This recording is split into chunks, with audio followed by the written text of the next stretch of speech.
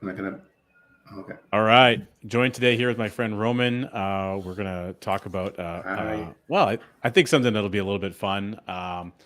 Just, we get interesting kind of commentary and questions and things that come at us from different points, whether it's like on our YouTube channel or on the podcast, or it's on an email that we receive or a conversation Hmm. you're just having with a client. And so this is an interesting one, Roman. And you've got an individual that they're really interested in the concept. They're excited by it. They've been doing some research for about 6 months. We hear that like, I've been looking at this for like 2 years or for 6 months or whatever. And I've watched all your videos. And then, we kind of get questions, and the questions are like, it sounds like, well, did you really watch any of the videos? We're not really sure. And, so person that's making, about $100,000 a year, they've built up a pretty, decent amount of assets. They have, somewhere between $350,000, $400,000 worth of assets in, registered accounts, some TFSA, some RSPs, and these kind of things, some cash set aside. And, wants to get started with the process, but only wants to contribute 1,800, somewhere like around $2,000 a year. Hmm. And, so like less than $200 a month. So it seems like a little bit incongruent when you're making $100,000 a year. You've already obviously done something well enough to prove that you have the ability to put money away, to invest it, to save it in some kind of a traditional financial vehicle, and yet to only want to, I guess not even dip a toe in the water. It's like dipping the tip of your toenail, of your pinky toe, in the water, and then immediately shaking the water off. It's kind of like Hmm. the correlation here, right? And so Yep. if you want to build a banking system and you want to start to take over the control of the banking function as it relates to your Hmm. needs, you have to have some relevance to what's going on in your financial life, the money that's flowing through your hands. And if $100,000, that's gross income, like pre-tax income, but you've got $85,000 flowing through your hands, Hmm. to only be contributing, a tiny fraction of that is not going to help you get very far. One of my old Yep. mentors, I know you didn't get a chance to meet him, Roman, but Bob Shields, Robert Shields, he wrote a book called "You Don't Have to Die to Win." In fact, we're going to be talking about him on our upcoming client coaching event I'm here conscious. this month. And Bob would say, you put in peanuts, you get access to peanuts. You put in pennies, you get Yes. access to pennies. You put in dollars, you get access to dollars. And so So good. how you push financial energy into the machine is going to help determine how much fuel the machine has to do anything for you. Yep. So, you can't go and create a bank by putting in, little itty bitty bits. And it doesn't mean, I don't want to sound like I don't want to be a jerk or anything. That's not at all the case. But it's one thing if all of your resources are going to things, and there's people that are extremely committed to different, expenses or whatever. Maybe they just bought a property in Toronto and the interest rates just spiked on them, and now their mortgage payment went up $1,000 a month. Like, that's going to apply Yep. pressure to your life. So there Yeah. are circumstances where that's the case. But if you've already demonstrated over a span of 10, 20 years to put money away diligently, and you've Yep. accumulated some assets, you have readily available access to capital assets, then Yep. there's no reason not to look at shifting or adjusting some of those assets into a structure that is what you want to do with your life moving forward. You want to implement a lifelong process about growth and accumulation and consistency, uninterrupted compounding, plus get a bunch of tax-free death benefit. You want to do that. It's okay to put some financial energy in there. And if you want to actually be able to see what results are created, you won't be able to see much of a result if you put in, your little pinky toe and you touch the water with it and pull it back away again. You're not going to really get any quality activity there, is what I'm getting at. Exactly. And and the big portion in this equation actually is created by uncertainty in the markets. In interest rates are going up like crazy, and so they have like a variable rate on a mortgage. So I mean, uncertainty is stopping people from how would I put it? Uncertainty is stopping people from thinking big. I would say is so instead of just flowing all your, not all expenses, at least part of your expenses through a banking system, some clients are really looking to put only the discretionary income into the policy. And guess what? When you put the only discretionary income into the policy, then your policy will be so small you can't really flow your expenses through it, right? Because if you, let's say, if you want to, take advantage of some opportunity to track you down, and the opportunity is like $5,000, and how can you take advantage of that opportunity? You will probably spend your cash that is sitting in the bank, but you will not be able to borrow from it because you didn't create much capital. You didn't create much efficiency in the policy to begin with. Your policy is so small that you can't actually take advantage of that.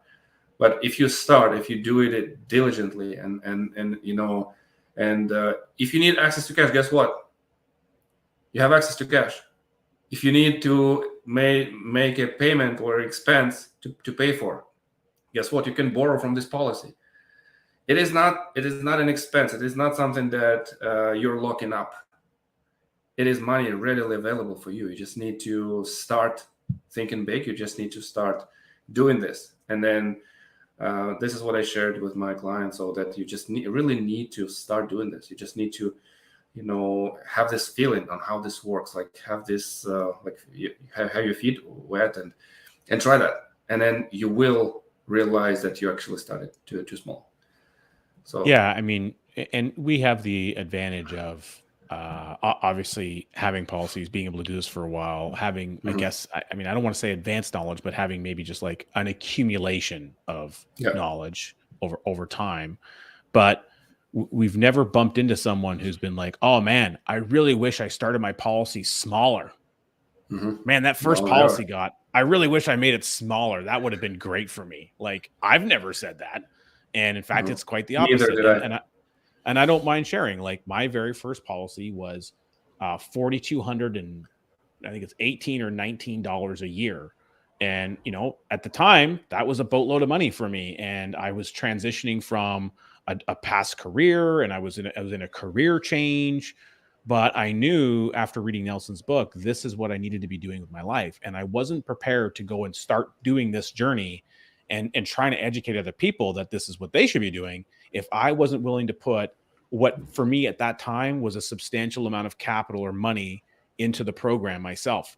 And I knew it was going to be a long-term program, and how we have access to tools, the tool today that we can implement for people versus what I had, whatever, 12 years ago or 13 years ago, whatever it was when I got that policy. I guess, it's we're at 12 years now. I'll be entering my 13th year on that policy shortly. Wow. is very different. And so the policy I can get today, if I did the same $4,200, I could kind of tweak it a little bit where, maybe it would be a little bit more robust out of the gate, but I would much prefer having the one I got 13 years ago because it's got 13 years behind it. Exactly. I can't replace the time. I don't have a time. It is mature enough. It is mature enough, right? So there's, this is, again, it's not about the biggest, greatest policy, but it does have to do a little bit with commitment. And are you committed to taking control of the banking function in your life? If you've gone through Nelson's book once or twice, if you've watched a bunch of our content, it's okay if you don't want to do this. Like, we're not going to send a van over to your house with some people with baseball bats. Like, what? You're not going to do infinite banking? What's the matter with you? Like, that's not what's going to happen. You get to make your own decisions. But if you do decide that you've done enough research and this is a path you want to go down, you're not dipping your toe into infinite banking. You're making a lifestyle choice. This is something that's going to become a fundamental aspect of everything that you do financially for the rest of your natural life. And generationally, it will have a trickle-down impact to the loved ones that surround your life. So it's okay to pay some premium. Our friend James Nethery and their Banking with Life podcast, we love those guys, James and Ryan. He's like, the premium is the solution, right? It's the thing that solves the problem. So you want to get as much financial energy into there as you can, structuring it, designing it with a coach, someone like Roman. That's how you put that together. But you need to be able to make a decision about, injecting some capital in to get this thing off the road. You can't, Rome wasn't built in a day, but They also just didn't start with, little tiny pebbles. They were moving big boulders around. You know what I mean? Right. So there's a different way of looking at this. And what comes up for me, Ron, when we think about this topic is page 65 of Nelson's book. Page 65 is capitalizing your system and implementation. And there's a few things that I want to highlight here that Nelson talks about. So assuming that, you can understand this is 92 pages and this is on page 65. Assuming that you are by now sufficiently convinced that this is a course of action you would like to take, the question becomes, how do I get started? The most important word that comes to my mind is desire. Without it, you probably can't do it. Remember Parkinson's law back in part 2. Everyone is already spending all financial resources on what he or she thinks is best, what he or she thinks is best. There's got to be honest introspection at this point, and a commitment to get out of financial prison must be a burning desire. So pulling that apart, what Nelson is saying is introspection is, he would talk about the word ruminate. You got to think about it. Think about your thinking. Think about what's going on in your financial life and where can you reprioritize capital? Where can you use capital that you're about to go send away? Can you send some of it through a policy and then access money before you send it away so that you've optimized that dollar for longer than your lifespan? Is there flow of money happening through? I can tell you that there is, because it's been that case for pretty much everyone we meet. So it is possible. Does it mean that you need to go and get the largest, most ginormous policy on planet Earth? Of course not. But, $1,800 on $100,000 salary just ain't going to do it.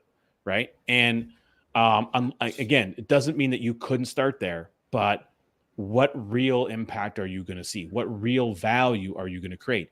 And plus, there's certain things, Roman, I talk about this with clients all the time. There's little levels of efficiency that you can create in the size of a policy. And, anyone, go ahead, type in the chat box if you've ever shopped at Costco.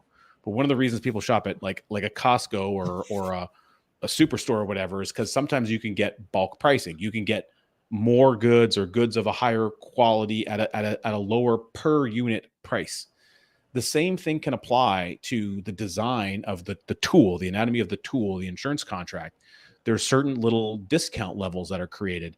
We refer to them as price bands. So, as an example, a $100,000 policy, a starting death benefit, is more efficient than a $99,000 one. Yeah. That if I put it in the tool and I show 100,000 and I immediately drop it to 99, the price goes up and the amount you can deposit in flexible premium goes down. So there's a double whammy of efficiency there. And then there's certain levels where that does happen throughout the course of things. So if you're putting in the little pinky toe or the toenail in the water, you're not going to reach any of these efficiency levels. And so you're going to have a stunted growth. Again, if you're putting in pennies, you're going to get access to pennies. So one more thing I want to say, Robin, I'm going to give you a chance here, but I'm on my soapbox here for a second. The follow-up thing that Nelson says, the next sentence, this is going to require a change in priorities in life. Recognizing that controlling the banking function personally is the most important thing that can be done in your financial world. So if a person's actually read the book, now there's a lot of meat and potatoes in this book. It's easy to glaze over certain things, but this is an important page. This page is not for anyone else but it's all about you. It's the reader. It's telling you, take a serious, hard look at how money is flowing through your life and consider how you might have to shift some things around. Because if you want to be your own banker, look, you're not in this for the short term. You're in this for the long term, and you're going to have to incorporate some long-term thinking. In fact, that's Nelson's first golden rule. You got to think long range. Exactly. And also another thing that I'm thinking about, Richard, is that, creating a system for yourself and for your family does actually change your behavior. Would you not agree with me? 100% changes your behavior, for sure. So if when I started my policy, I would never assume that I will save more year later. The way I'm doing this now is actually, I'm thinking every time I get paid, I'm thinking, okay, how much can I set aside in my own system? Whereas earlier, when I didn't do that, I wasn't really thinking about, paying myself first. I was thinking about, anything else any exciting things I could buy in this life and enjoy my life, and maybe not necessarily spend my cash. But now I'm thinking, if I spend it, that's one story. That's great. But if I put it in a system and then borrow to enjoy the same things, I'm not changing my cash flow. But what I'm changing the way of flow of my cash. But at the same time, my cash creates more and more and more and more efficiency every single day. Would you not agree with that? You have perpetual motion on the original dollar, right? So if I have $100 in an account right now, and it's just sitting in my account, if I have an ability to inject that $100 into a premium, that $100 is going to buy death benefit, and that death benefit is going to be much larger than the $100, and that's going to set in motion a constant path of cash accumulation all the way until age 100. I don't care who the body is. I don't care if it's my son or my daughter or a policy on me or a policy on my wife. It's irrelevant to me. The contract is by age 100, whatever the person's age is now, by age 100, that cash must grow to accumulate that new number, which means I've taken $100 and I've put perpetual motion on it for the rest of that individual's natural life. Now, I might own that contract. If it's on my son, it's on his lifespan to age 100, not mine. And so I might not be here to see all that value, but I can guarantee my son's going to be.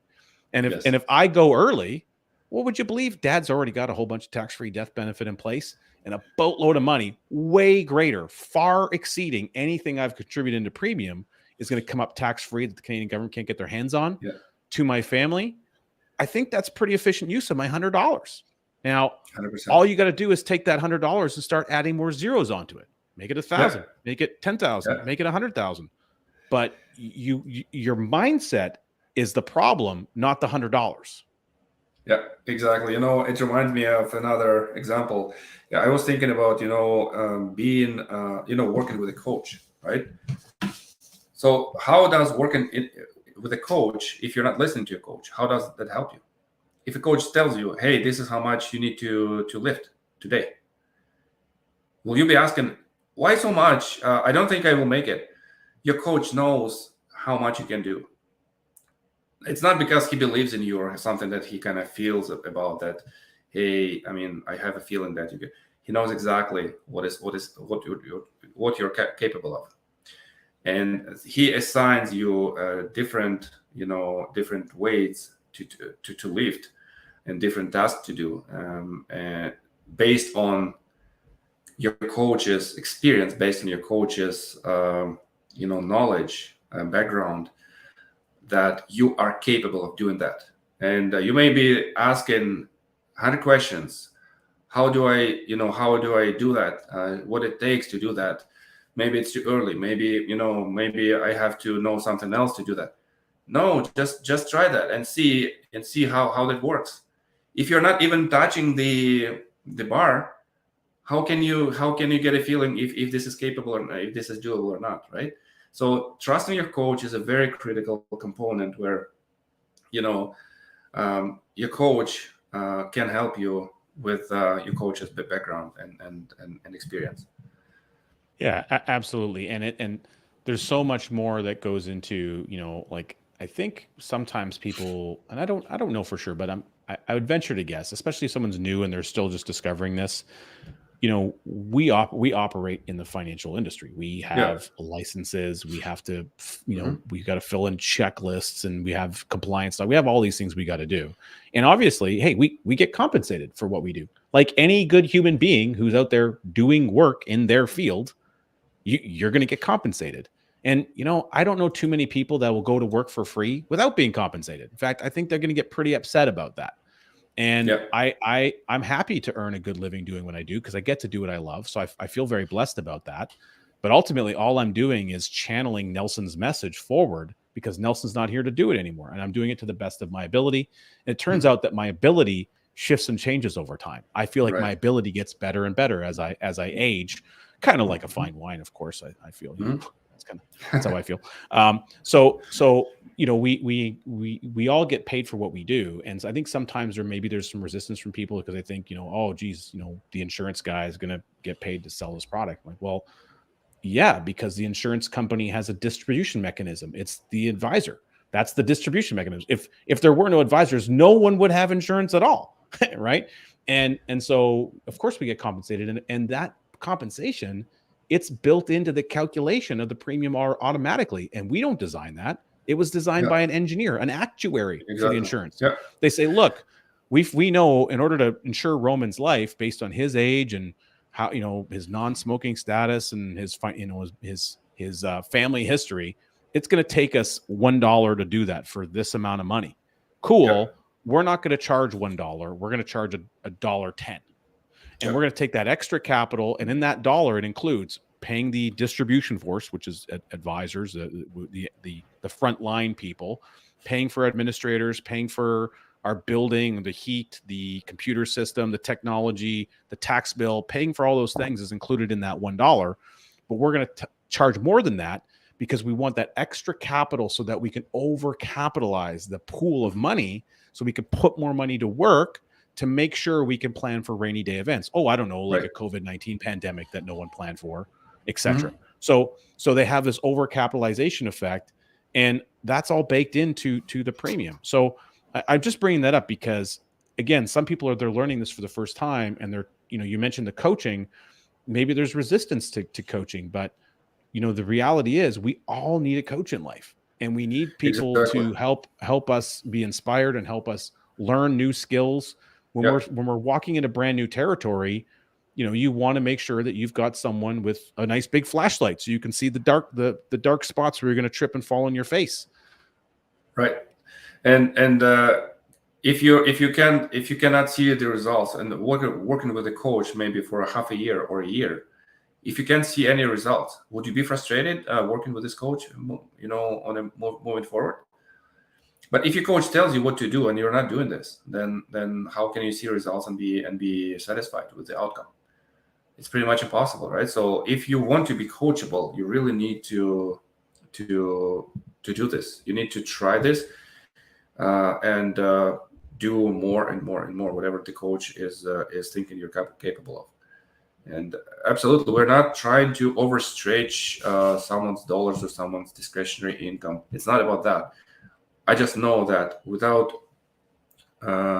taking advantage of the great income and great potential that this person has, he won't see any results in the nearest maybe 5, 7, 10 years, right? And he may not be super satisfied with the outcome. Yes, he will have a policy, he will have a death benefit, he will have a cash value, but not having enough to borrow and flow through his system will not give him that experience, or her that experience to of that feeling of being your own banker.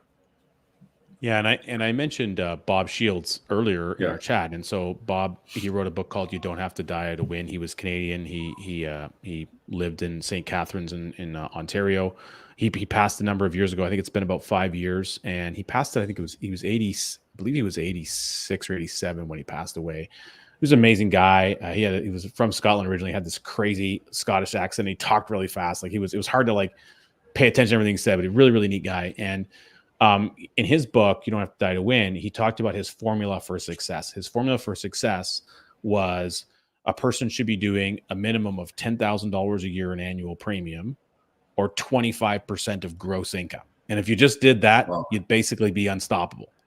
And he didn't care what your income was. He didn't care if you made 40 grand a year. And he had an example in his book of someone who made 40 grand a year and did a 10K premium.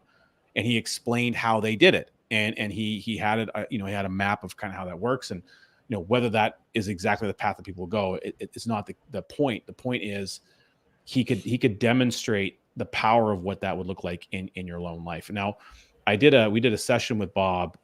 We flew him down to Edmonton. This was back in 2000, and I think it was 2010. Actually, it was I'm pretty sure it was September. So we're talking about 11 years ago. And him and his assistant, it was a great session. Training session was just a small amount of us in the room.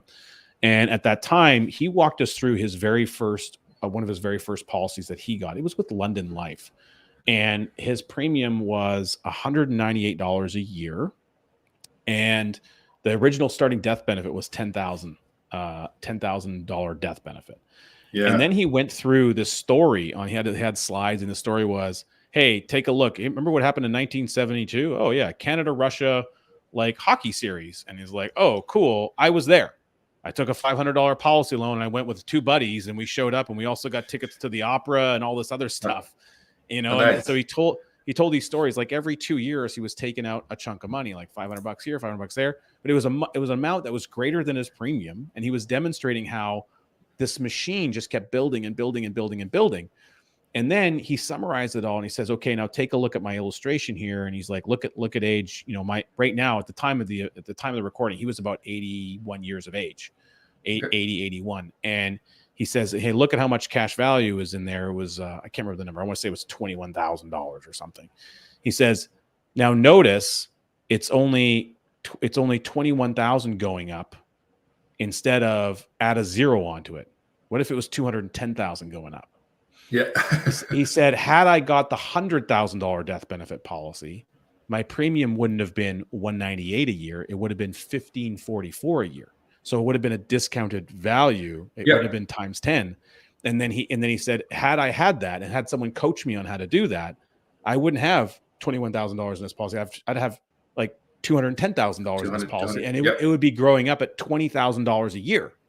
Right. Wow. So all about the perspective. And he really drilled that home. It was a really powerful lesson. In fact, we're going to go over that. Sarbo is going to go over it in our client coaching event that we've got coming up in September. So, you know, you take lessons from people who've lived longer than you, guys like Bob Shields and Nelson Nash. And I didn't live Nelson's life, and neither did you, Roman, but we learned his story. And in fact, you can go to learnfromnelson.com. That's learnfromnelson.com. And you can watch an entire seminar of Nelson as he walks you through stories just like this. And you can hear it from his mouth.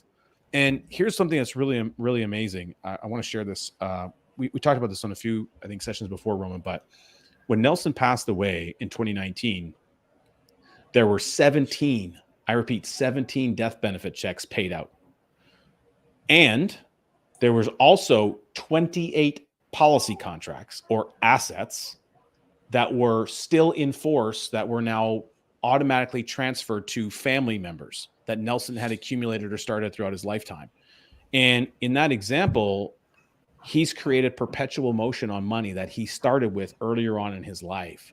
And Nelson didn't even really truly discover this and start to really hone in on these concepts that he developed until he was about 52 years old, like in the early 80s. So he was already, you know, some people that we hear from people that they're 50 years old. And it's like, oh, am I too old for this? I'm like, Nelson wasn't. If Nelson wasn't, I don't think you are, right? Yeah, you're no different. And so I bring this up to say that the impact of that man is it exceeds most things than what most people can do.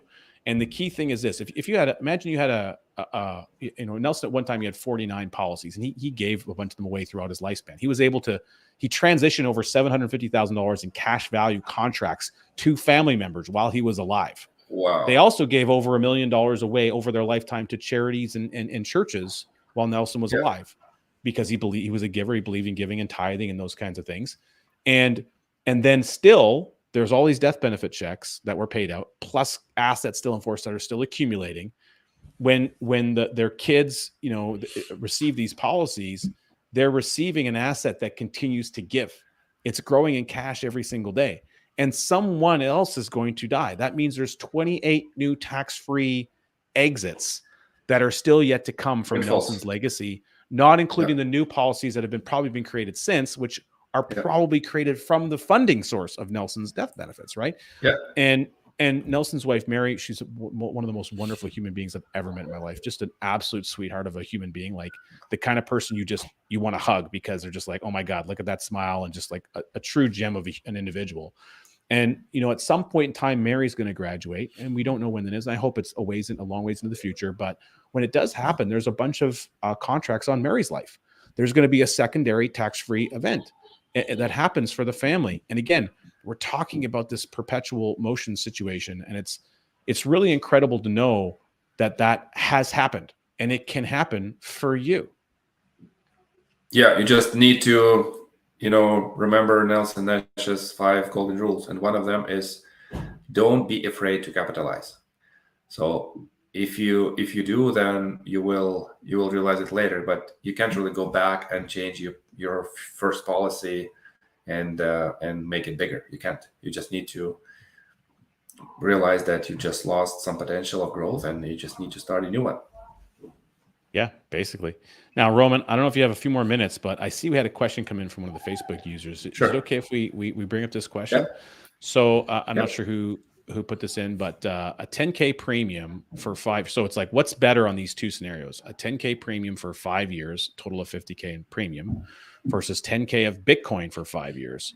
What's the end of the 5 years look like? Pros and cons. So I mean, that's a pretty great question, but the reality is, who knows? Because I don't know what 5 years looks like from now. I can say one thing: I don't know what the price of Bitcoin is. I personally am a little bit bullish on Bitcoin. That's just me as an individual. No advice or anything there. I have a personal interest in it. But I do know that the money going into the policy will be there. I don't know. Yes, 100%. And I also don't 100%. know who's accepting that money at that point in time. I also know that if you put 10K into a policy for 5 years, you can access a bunch of that money in each one of those years. And if you access that money and then you went and bought the same equivalent, whatever appropriate amount of value of Bitcoin was, then you would now have the policy and it would be growing for the rest of time, plus the death benefit. And you would also have Bitcoin. You might not have the same amount, but you're probably going to have a pretty good correlation to those two things. Sure. So this is never a do this or do that scenario. Everything else you do in your financial life is like that, with the exception of IBC. IBC is do IBC, warehouse capital, access capital, do the same thing you were going to do anyway. That is buy Bitcoin the true advantage. From the policy loans. You want to go 100% double down on Bitcoin, like knock your socks off. Go and do that. Recognize the risk that you're taking, but own it and be, if it all doesn't go well, make sure you understand the situation. But if it doesn't go well, wouldn't you rather make sure that you also have an accumulating pile of asset value in a policy? And if it does go well and you have a big outstanding policy loan, isn't it easy to go and, if you want to get rid of a, 0.000001 of a Bitcoin and pay off the policy loan, and then you still have all the value? Like it would be ludicrous not to think of the advantage of having both of these things working in your life, because of the ability to multitask capital. Exactly. Yeah. Very well said, Richard. So anyway, that was fun. And thanks for asking the question. Hopefully that was a good enough answer. Oh, it looks like someone said thank you for answering. I'm not sure why, but for StreamYard, it's not letting us see the names of Facebook users right now. Otherwise, I'd mention the name. But yeah, I mean, Roman, this is great, man. We get to have so much fun when we have these conversations. And I think people will learn a little bit about, again, the importance of page 65 in Nelson's book, and that there's a lot you can do and that can be done when you are getting good coaching and you're open to continuing your education process. If something sparks you today, hey, make sure to leave a comment about that. If something, it gets you excited about your own system or increasing your program, that's fantastic. Because I know for myself, I'm always looking for a way to increase the size of my own program. In fact, I literally got a dividend. It was a dividend. I had a dividend party this month, and I just had a statement here earlier. I don't know where I put it, but I've put a bunch of capital into one of these policies, and I got it was like a $4,000 dividend this year, which was more than I expected, which was great. And I have a big outstanding loan on that contract. But I'm okay with that, because that policy I've designed specifically to be a windfall policy. So I'm anticipating certain windfall events, and I'm less concerned about paying the policy loans off on that one right now, not because I'm not going to, but because I have an intentional plan as to how that's going to happen in my life. So again, I get to dictate and control the terms of that as I move through time. Perfect. Awesome. Well, Rowan, appreciate you, man. For those tuning in, once this is posted, there's going to be some magical videos popping up all over the screen that you can click on next. So continue your journey of learning. And as always, thanks for tuning in. Yeah. And reach out to your advisor today and to your coach today and talk about that. Thanks for watching. Cheers.